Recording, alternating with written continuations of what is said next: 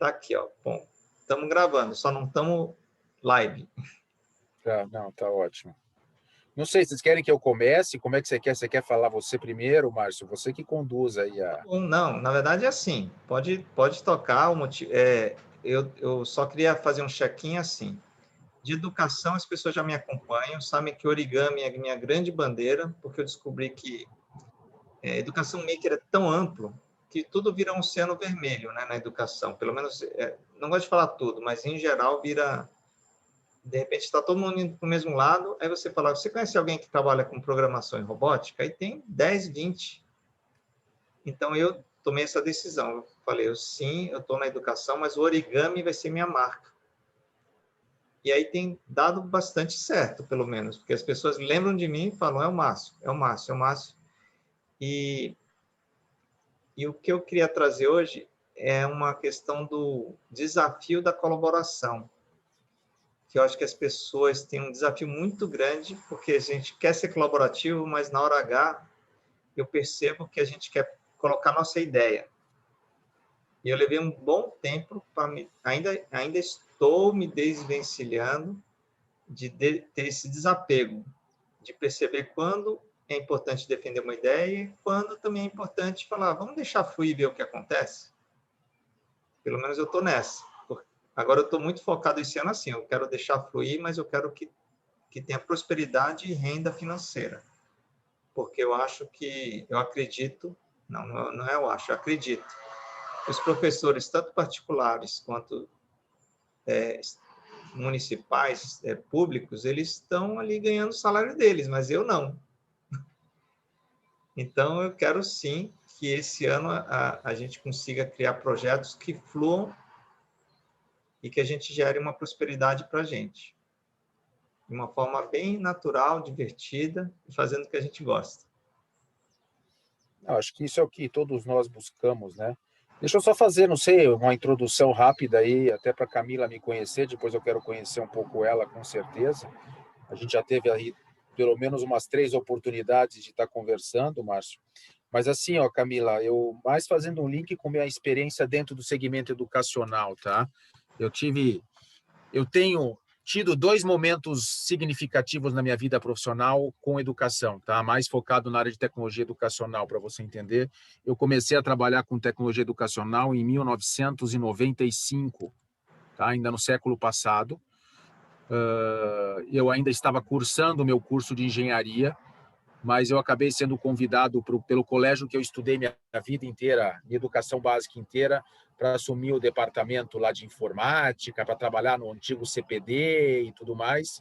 E depois, ainda quando eu estava quase no meu último ano de formação da engenharia, me convidaram para poder construir o departamento de tecnologia educacional naquela época, que era uma coisa ainda muito do tipo assim, como é que eu transformo um laboratório de informática, onde eu dou aula de informática para as crianças, num laboratório ou crio um departamento para que a informática passe a apoiar a sala de aula no que diz respeito aos professores melhorarem as suas aulas através do uso da informática. Então, era o começo do começo da tecnologia educacional, né? Eu resumo dizendo o seguinte, ainda o conteúdo era o grande protagonista e a tecnologia ela ajudava o professor a apresentar esse conteúdo de uma forma mais atrativa, né? Então, você vem lá com PowerPoint, depois começou a internet, e aí eu segui a minha carreira, acabei abandonando antes de iniciar minha carreira de engenheiro, mas assim, me sinto grato de ter feito engenharia, porque me deu uma noção clara de que tudo na vida é um projeto, tudo tem um método, tudo tem uma metodologia, e o engenheiro cartesiano, às vezes, é bom para a gente colocar os pingos nos is e organizar quem é quem, né? Então, sempre foi bom para mim, mas eu segui carreira nessa área de educação, eu participei de um projeto que marcou bastante, era um projeto chamado Ensino.net, só para você conhecer, que era um portal de conteúdos educacionais classificados por professores na internet, tá? É um projeto que foi iniciado em 2001, tá? E esse projeto, na verdade, era o seguinte, foi aquele momento em que a internet nasceu e que todo mundo achava lindo e maravilhoso colocar conteúdo na internet. mas se existia uma grande dúvida se aquele conteúdo era um conteúdo correto ou não correto. E aí a gente tinha uma equipe de professores contratados no Brasil que faziam via teletrabalho a classificação e a indexação desse conteúdo que estava na internet. E tudo isso era trazido para um servidor nosso, né? Todo esse sistema era trazido para um servidor nosso, e naquela época ainda não existia a banda larga, então a gente trazia de Israel umas antenas de banda larga, que chamava da Gilat. Então a gente instalava nas escolas as antenas de banda larga, e aí os alunos podiam ir em laboratório e navegar sobre esses conteúdos educacionais que eles eram um pouco mais pesados, né, em termos de vídeo, já tinha um pouquinho de conteúdo pesado, e aí, como estava tudo num proxy, tecnicamente falando, nesse servidor, os alunos conseguiam navegar. O projeto caiu por terra quando chegou a Telefônica e lançou a banda larga a preço de banana, se comparado com o que era o custo da antena, né? E aí a gente não conseguiu aí aí é um pouco, acho que, da tua praia de product owner, né, de tentar valorizar mais o conteúdo que a gente tinha do que a tecnologia da antena, que era muito cara, né? Então, o projeto não é que ele morreu, mas ele foi perdendo força, mas era um projeto que me chamou muito a atenção. A partir daí que eu comecei a entender o quanto que era importante a gente trabalhar a figura do professor para que esse professor comprasse a ideia de que a tecnologia é uma aliada dele e não uma substituta. Ou seja, por mais que a tecnologia te traz mais complemento de conteúdo, a forma como você vai transmitir isso para o aluno muda completamente, né?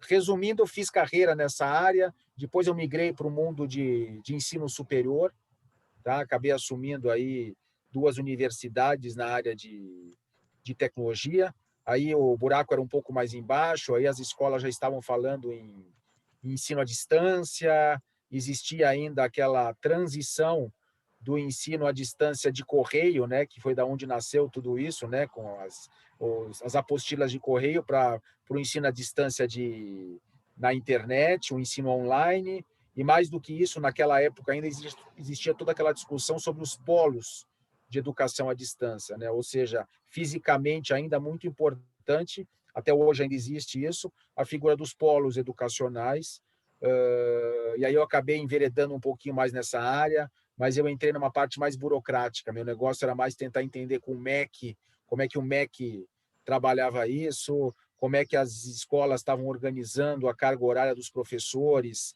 porque um professor horista não tinha tempo para preparar sua aula do online, não tinha tempo para preparar sua aula à distância. Então, é algo que até hoje os sindicatos escolares brigam muito, né? A gente discutiu até isso, Márcio. O professor, ele é horista ou ele é um CLT mensalista, né? Como é que a gente resolve essa matemática toda? Mas isso tudo me permitiu realmente ter uma boa bagagem nessa área de educação, me apaixonei por isso. Por motivos meus pessoais, acabei saindo desse segmento educacional por falta de oportunidade, acabei indo para o meio corporativo, mas levei comigo a base da capacitação, a base do treinamento para o meio corporativo. Acabei me envolvendo em alguns projetos de gestão de mudança, de implementação de sistemas de gestão de mudança, onde quando a gente fala de... Oi? Só abrir a janela aqui, que ela bateu, eu fiquei no escuro. Só... Tá bom.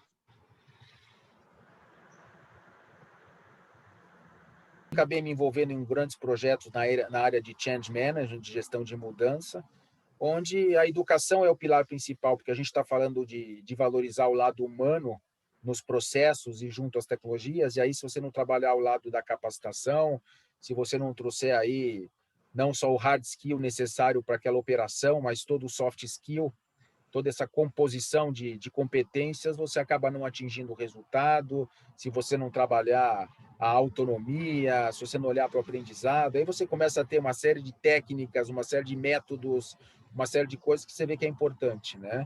Então, enveredei muito para esse caminho do mundo corporativo, e chegando nos dias de hoje, de 2 anos e meio para cá, eu acabei me retomando a minha conexão, que eu sempre tive muito forte por ser da comunidade judaica, com Israel. Tá? Eu acabei participando aí de um projeto que ainda está em funcionamento, de se construir hoje é um instituto, mas ele nasceu como uma agência de promoção do ecossistema de Israel. Tá? Num primeiro momento, o que a gente queria fazer era fazer algo mais do que organizar as missões para Israel, ou seja, aquelas viagens de encantamento de uma semana. A gente entendia que aquilo lá era como dar era um balde de água fria, né? Porque você dava um encanto, você leva os caras para Israel, as pessoas ficam vislumbradas com toda a cultura, com todo o modelo, com todo o formato de Israel, mas eles passam aquela semana encantados, quando voltam, geralmente você cai na tua realidade local, sem fazer jus ao que é melhor, o que é pior. Então a gente entendia que a gente precisava fazer algo mais do que simplesmente as missões. Como é que a gente realmente faz com que o Brasil, a América Latina, possa se conectar com Israel? Não somente para falar de business, mas muito do que eu tenho da minha herança judaica e da minha cultura, do meu convívio, que são os valores que estão inseridos naquilo que eu chamo hoje, mais do que cultura, no mindset judaico-israelense. Tá?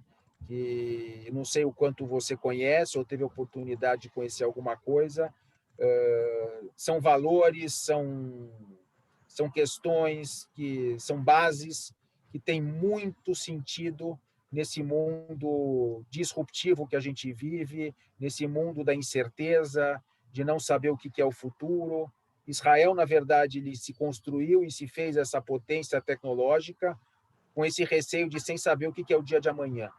Né? Então, isso exige uma série de competências que acabam sendo desenvolvidas no mindset do israelense, como autonomia, como assumir risco, tudo aquilo que a gente vem falando. Né? O pensamento crítico para tudo é algo que está muito inserido na cultura judaica, nos modelos judaicos.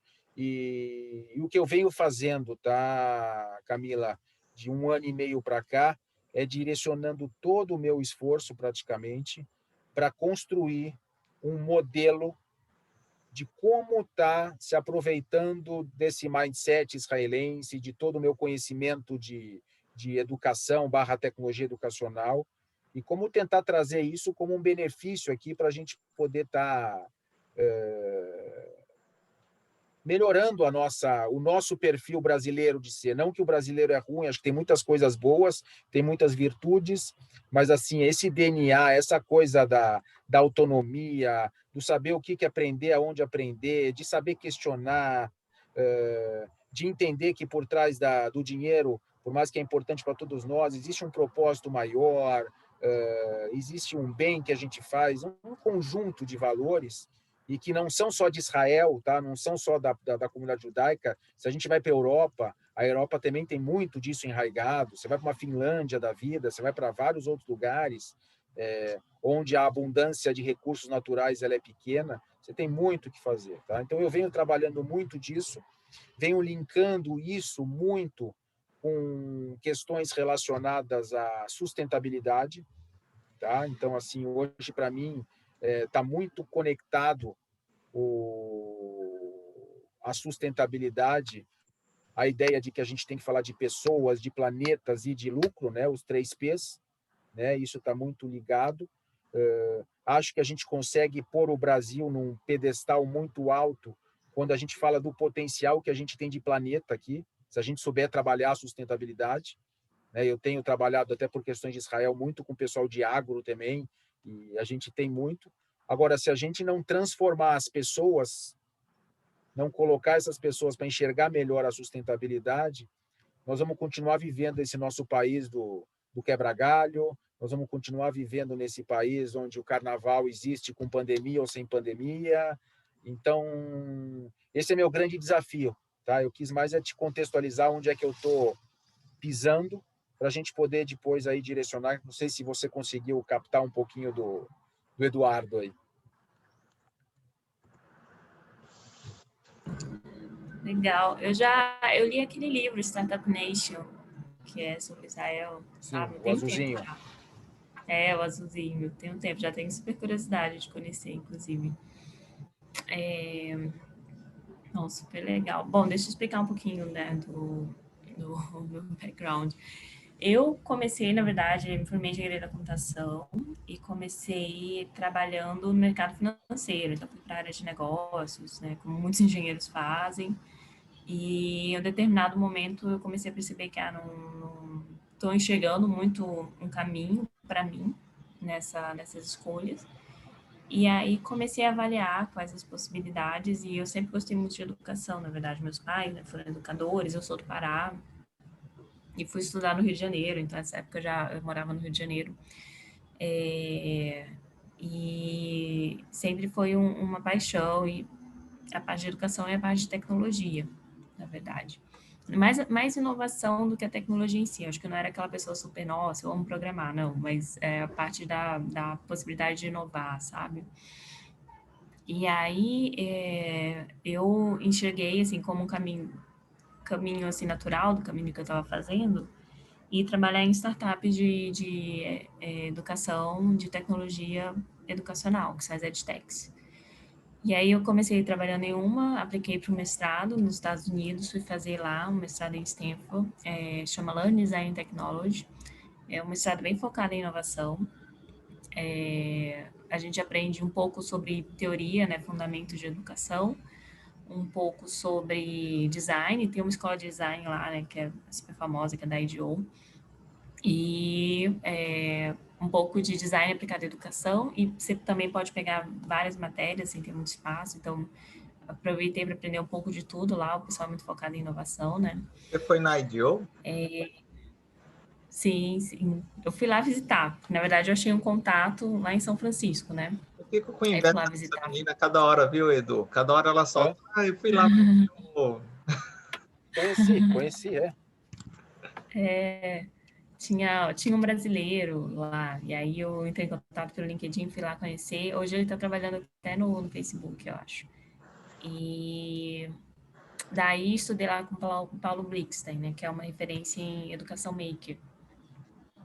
E aí eu acho que tinha esses dois caminhos, né? Um pouco essa coisa mais de desenvolvimento de software, que é uma coisa bem, enfim, focada em resultados e não sei o quê, um tipo específico de resultados, e educação construtivista, que é que a educação maker tem bastante base, né, na educação construtivista. Então, eu acho que eu fui trabalhando um pouco nesses dois lados, voltei para o Brasil, trabalhei em startup de educação também, eu trabalhei no estúdio, trabalhei no Chat Class, que era um robozinho de ensinar inglês online também. Fiquei alguns meses lá só, mas aí comecei a voltar também para essa parte mais de design de currículo, etc. Então eu acho que são algumas mudanças, né? Uma que é essa coisa de criar ferramentas para a educação e outra que é essa coisa de mudar como você entende a educação mesmo. E eu acho que eu cheguei num ponto que eu concluí que a mudança maior tem que vir nesse entendimento. Ela não vai vir assim de uma criação de uma ferramenta. Que a educação é um pouco diferente de outras áreas, sabe? Por exemplo, algumas áreas vão ser revolucionadas porque você criou uma ferramenta nova, mas educação ela só vai ser revolucionada se a gente entender a educação de uma forma diferente. Essa é uma conclusão que eu cheguei. E daí, hoje em dia, então, eu estou fazendo um mestrado em inteligência artificial, que é um pouco mais paralelo, e aí é focado em identificação de texto. Estou trabalhando em um projeto também, que é uma startup bem early stage, que chama Education Journey, e eu me juntei com elas porque a proposta do Education Journey é trazer inovação para a educação. Então, a gente está desenvolvendo um produto novo agora, eu faço a parte de produto lá. E Como é também o estou... nome desse Oi? projeto? Desse É último? Education Journey. Foi aquele que eu fui... Na verdade, eu entrei em contato com você justamente que a gente estava entrevistando, Ah, né, tá. alguns pais. Legal. Posso colocar aqui. É um marketplace, né, de soluções tecnológicas, pelo que eu vi. Tem uma parte que é isso, né? Isso. Na verdade...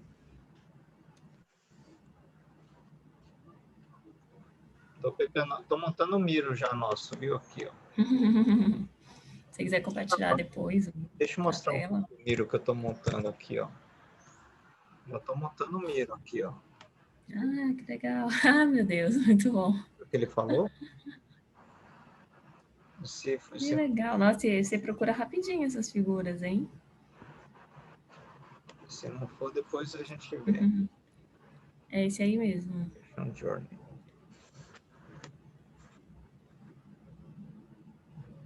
Sabe que os novos domínios, é legal você pensar no domínio .education. Deixa eu ver se... godaddy.com. O Edu já está... depois eu vejo aqui, vai. Volta lá. Não é que passou Education Journey, eu já estou pensando journey.education. Sim, não. Tá, você sabe que eu pus um Life Education, né? Deixa que eu pesquiso. Pode tocar. E, bom, assim, a gente tem esse marketplace que, na verdade, é meio que um Product Index. E a gente está desenhando um outro produto agora, que vai ser tipo um Gympass, mas de educação, para você poder usar coisas inovadoras. E aí, esse é um produto que a gente está desenvolvendo, então, tem um caminho ainda. E aí, paralelamente, eu também comecei a desenhar currículo, comecei a fazer algumas oficinas com alguns parceiros que eu fui conhecendo, né, nessa jornada, que tinham escolinhas de educação maker e tal. Fui autora de livros didáticos para o ensino médio, para o novo ensino médio, com a parte de STEAM, que é a parte de tecnologia, blá, blá, blá, blá, da parte de projetos integradores. Então, eu acho que eu estou olhando hoje muito para exatamente isso, metodologias inovadoras, estudando algumas coisas a respeito, né? Então, muito baseado em projetos, personalização do ensino. Esse ano, eu queria me aprofundar um pouco mais em formação de comunidade para a educação, em fatores culturais, em educação. Então, esse é um estudo um pouco mais à parte.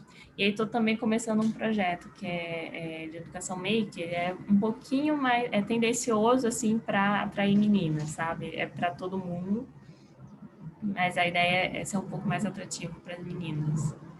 E aí é isso. Acho que deu para dar um bom resumo. Assim. Legal. É onde eu estou. Não, bem interessante. Acho que a gente tem algumas questões aí bem complementares.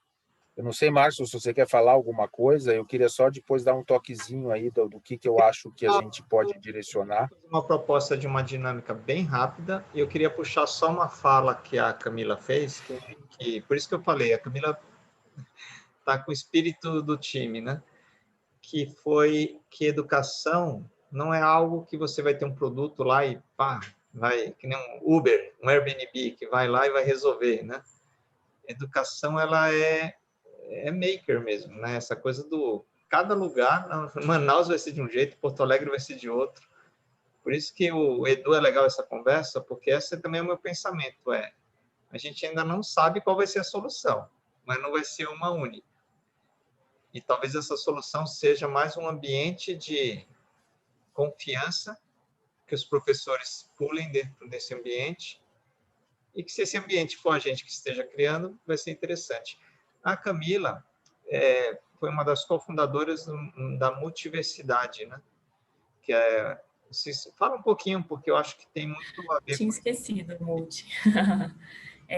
Foi logo que eu voltei para o Brasil, eu conheci o Alex Breta, não sei se você conhece ele também, Eduardo. Quem?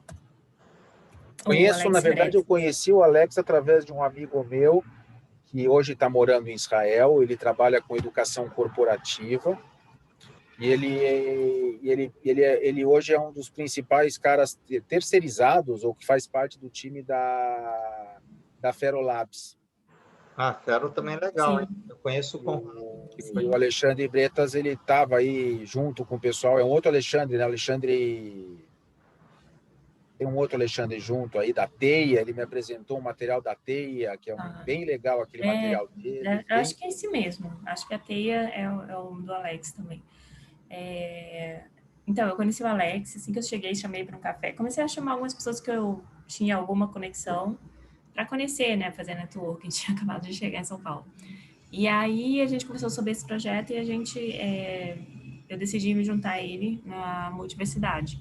Que a ideia era ser uma comunidade de aprendizes autodirigidos, então era para um público mais adulto, né? Adulto. Lifelong learning. E aí a gente fez uma turma, e aí foi por um ano, a gente teve esse experimento, era eu, ele, o Conrado, que era sócio da Ferolab, e que hoje ele é sócio do Alex. Eu não sei direito o que eles estão fazendo, mas estão fazendo alguma coisa nova. O Conrado? O Jorge, o Conrado. Conrado, ele é judeu também, A não gente, sei se... todo mundo se conecta, né? Não, eu não conheço o Conrado, eu conheço o Richard, que é esse meu amigo, que foi coordenador de marketing da FAAP e tudo mais. E ele é um cara hoje que ele está em Israel, ele continua ele é um dos caras que eu conheço que a pandemia fez bem para ele, porque ele mudou para Israel e agora ele estava meio que vindo direto para o Brasil para aplicar os treinamentos presenciais que ele tinha ainda como compromisso, e com a pandemia ele acabou conseguindo migrar tudo para o ambiente online. Mas é um cara que tem uma especialidade muito interessante na técnica do storytelling.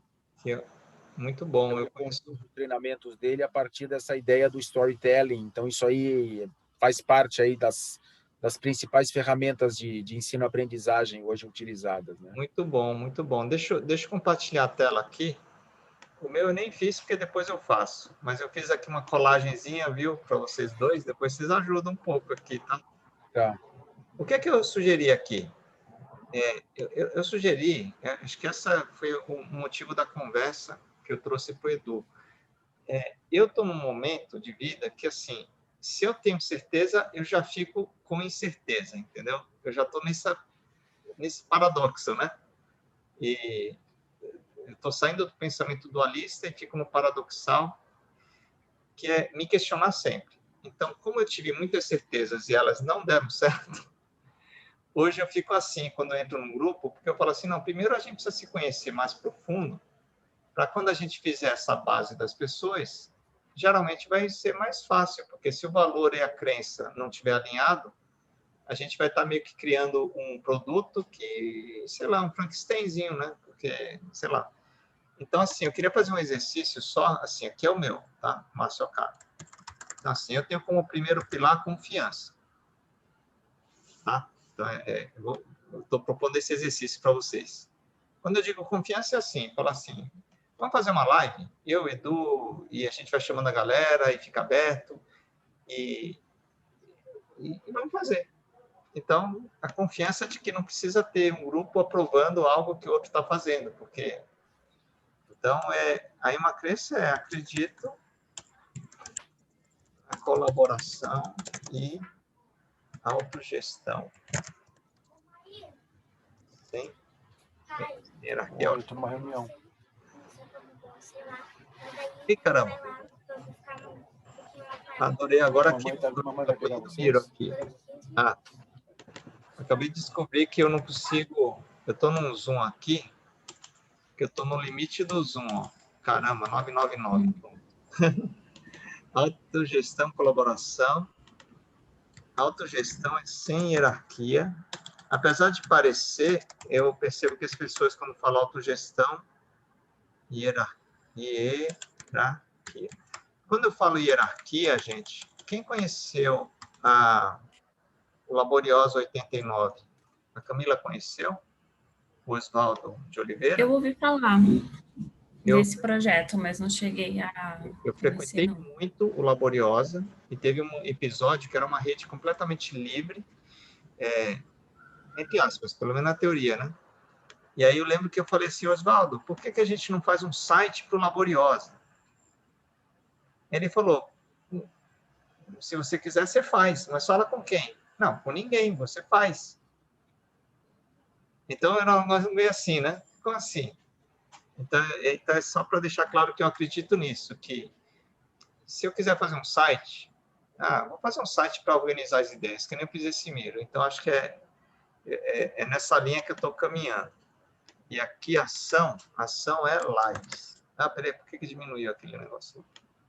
Lives. Eu sou o cara das lives agora. Agora, eu acredito assim, que a gente deve aproveitar cada momento e fazer live. Mas vamos lá, vai. Vamos lá, fazer o exercício. Quem é o próximo? Só para a gente...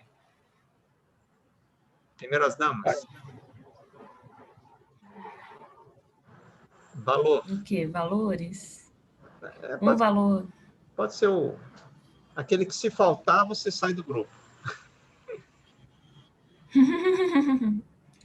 Deixa eu pensar. Ah, você diz assim, em termos de grupo, né? Eu- Em termos de grupo? Ai, meu Deus, não sei. Não, fala que tá na cabeça. É que geralmente o pessoal... Ou em termos de educação. Vamos lá, Edu, se lembrando, vai Edu primeiro. Tá, eu vou te ajudar, Vamos ver, Camila, deixa eu vou te pensar. ajudar um pouquinho. Para mim, você colocou como uma crença, para mim, a colaboração, para mim, é um valor. Tá bom. Não tem problema, não. Tá? A crença, para mim, é que eu tenho... Eu costumo me... Até uma coisa que eu quero compartilhar com vocês, e eu sei que às vezes eu acabei tomando alguns tombos ou não acelerei as minhas realizações como eu queria, porque eu sou aquele cara que eu acredito muito na visão sistêmica. Da minha crença é uma visão sistêmica, é a visão sistêmica das coisas, né, da correlação. Talvez por ter trilhado minha carreira muito dentro da gestão, né, mesmo dentro da educação, eu acabei trabalhando muito na gestão, então, assim, eu nunca fui aquele cara, assim, por exemplo, eu vou dar exemplo, você pode me entregar todo um documento de programação, eu não sei programar, mas se você me entregar como é que se diz, as linhas de programação, eu vou conseguir ler, eu vou conseguir interpretar. Eu sei do que é, eu tenho essa visão muito ampla, mas muito sistêmica das coisas. Mas isso virou uma crença para mim, que as coisas, na verdade, elas têm uma correlação muito grande. Uhum. E para mim, decorrente dessa minha visão, para mim, a ação é projeto. Projeto. Tá? Eu tenho muito essa visão cartesiana do engenheiro, tá? Quais são os insumos, quem que eu quero atingir, como é que eu quero atingir, quais são o plano de ação, o que que eu vou fazer, de que maneira eu vou fazer, qual que é o cronograma, como é que são os indicadores, os KPIs aí para a gente medir os resultados, como é que a gente vai chegar lá e como é que a gente faz o feedback disso e retroalimenta esse processo. Mas eu gosto muito da visão do projeto. Show de bola. Camila? Sabatina? Eu acho que eu vou colocar como valor acolhimento. Eu acho que é colaboração também, mas acho que acolhimento vem um pouco antes. Nossa, eu preciso muito de gente assim, viu?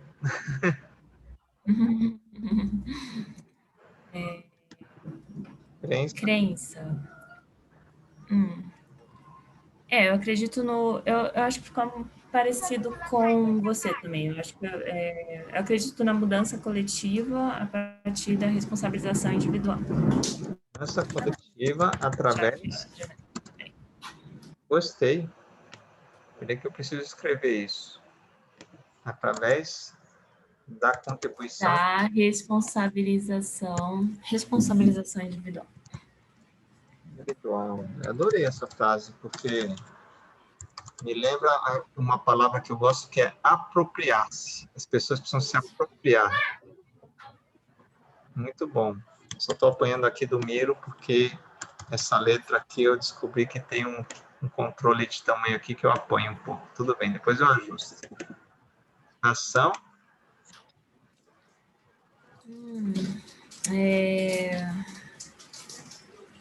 Ação, acho que experimentação, talvez. Maker. É. Espírito Maker. Pô, agora eu descobri que você visitou a IDO. Agora eu tô ficando com inveja da Camila. Não, ficou bonito esse conjunto aí, hein? IDO. Gente, para vocês terem uma ideia, como eu sou cara do conteúdo, eu tenho um site que é um site assim, é para a gente liberar criatividade.online. Eu faço o site para marcar território, entendeu? Então, eu fiz esse site e, para não ficar vazio, eu estou blogando nele um pouco, né? Coloco uns blogs. E aí, adivinha, tem um post do David Kelly, que é o criador do IDO, que ele fala sobre confiança criativa. Depois vocês dão uma... Você já viu esse vídeo aí? É muito legal. Vou até marcar aqui. Você conheceu ele? Eu conheci ele. Hã? Ele era professor lá em Stanford, mas eu não tive aula com ele, mas você podia marcar um office hours, que eram... Os professores tinham tempos que eles podiam receber pessoas, né? E aí eu fui, tipo, nem... Ele tá bem velhinho, assim, também, mas... Ai, que coisa. Mas eu posso dizer que eu Vou parar conversei de com ele falar, pessoalmente. vou parar de falar com a Camila, senão eu vou ficar com inveja, hein? Momento bom.